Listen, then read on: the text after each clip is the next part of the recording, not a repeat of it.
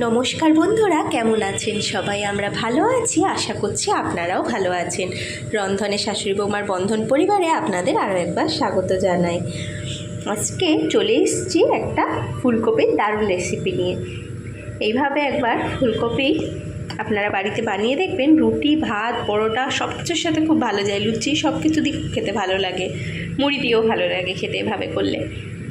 তার জন্য আমরা দুটো ফুলকপি পাতলা পাতলা করে কেটে নিয়েছি।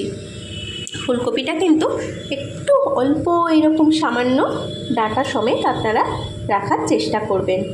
আর নিয়েছি কিছুটা পাতলা করে আলু কেটে এরকম আপনারা এইভাবে কেটে নেবেন। দিয়ে এই একটা জায়গার মধ্যে জল দিয়ে আমরা ভালো করে ধুয়ে পরিষ্কার করে নিয়ে একটু সামান্য জল দিয়ে এটা গ্যাসে বসিয়ে দিয়েছি। এবার এর মধ্যে দিয়ে দিচ্ছি খুব সামান্য একটু হলুদ গুঁড়ো, আর দিয়ে দেব একটু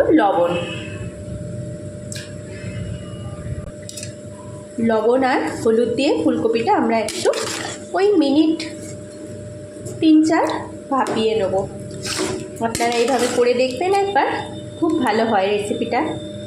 আপনারা দেখতে থাকুন, এমন কিছুই মশলা লাগে না এর মধ্যে, অথচ খেতে খুব টেস্টি লাগে। ফুলকপিতে একটা নিজস্ব গন্ধ থাকে, এইভাবে রান্না করলে সেটা খুব ভালো পাওয়া যায়, অথচ এইভাবে করলে গ্যাসও হয় না।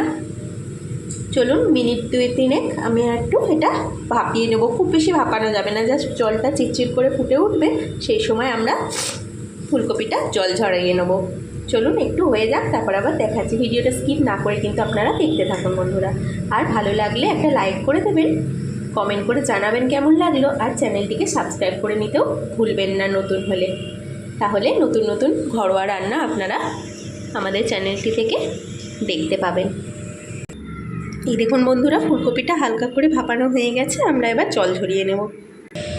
এই দেখুন বন্ধুরা, ফুলকপি আলুটা জল ঝরিয়ে নিয়েছি। এবার অন্যদিকে কড়াইয়ে কিছুটা সর্ষে তেল দিয়ে ভালো করে গরম করে নিয়েছি। এবার এই তেলের মধ্যে দিয়ে দেবো 3টে শুকনো লঙ্কা।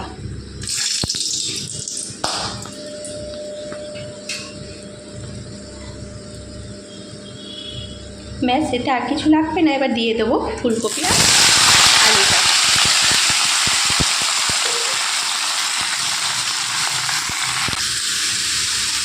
দেখুন বন্ধুরা, ফুলকপি আর আলুটা ভালো করে তেলের মধ্যে একটু নেড়ে নিলাম। গ্যাসের ফ্লেমটা কিন্তু এই সময় একটু জোরে দিয়ে রাখবেন। এবার এর মধ্যে দিয়ে দেবো সামান্য হলুদ। বেশি এটা হলুদ দেওয়ার দরকার নেই রান্নাটায়, সামান্য একটু দিলাম, ভাপানোর সময় দেওয়াই ছিল। আর দিয়ে দেবো সামান্য কাশ্মীরি লঙ্কার গুঁড়ো। এই ভাজাটা একটু আশা আশা হবে এরকম। ভিডিওটা স্কিপ না করে দেখতে থাকুন, এইভাবে বানিয়ে দেখবেন দুর্দান্ত টেস্ট হয়। আর দিয়ে দেবো পরিমাণ মতো লবণ, একবার ভাপানোর সময় দিয়েছিলাম, আর একটু দিয়ে দিলাম। আর দিয়ে দেবো সামান্য একটু চিনি। চিনিটা অপশনাল, আপনারা দিতেও পারেন নাও দিতে পারেন। আমাদের বাড়িতে একটু পছন্দ করে তাই দিলাম। দিলে তবে টেস্টটা ভালো আসে, টেস্টের ব্যালেন্সটা ঠিক থাকে। আপনারা যদি না চান স্কিপ করতে পারেন। এবার ভালো করে নাড়াচাড়া করে নেবো, একটু জোরে থাকা অবস্থায় গ্যাসের ফ্লেমটা। গুঁড়ো মশলাগুলো ভালো করে মিশিয়ে নেবো।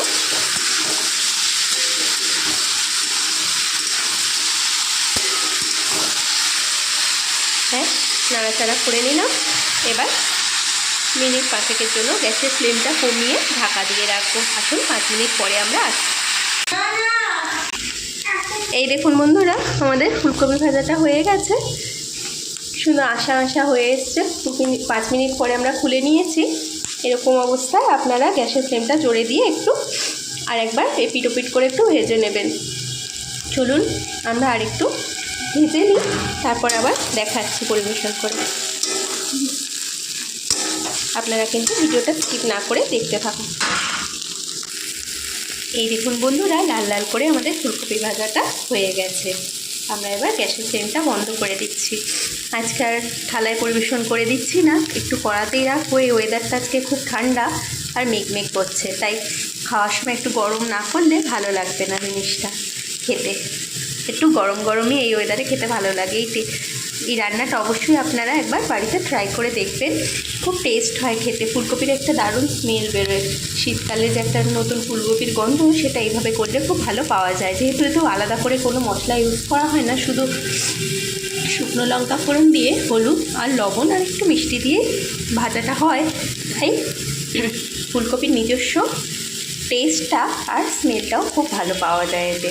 এইভাবে অবশ্যই আপনারা একবার ট্রাই করবেন। আর রান্নাটি কেমন লাগলো আমাদের কমেন্ট করে জানাতে ভুলবেন না। ভালো লাগলে আমাদের চ্যানেলটিকে লাইক সাবস্ক্রাইব করবেন। ফেসবুকে আমাদের পেজটিকে অবশ্যই ফলো করে নেবেন। ভিডিওটি এতক্ষণ ধরে দেখার জন্য আর আপনাদের অসংখ্য ধন্যবাদ আর অনেক অনেক ভালোবাসা। তাহলে আসি, আবার দেখা হবে অন্য কোনো দিন অন্য কোনো নতুন রেসিপি নিয়ে। ততক্ষণ আপনারা ভালো থাকুন, সুস্থ থাকুন।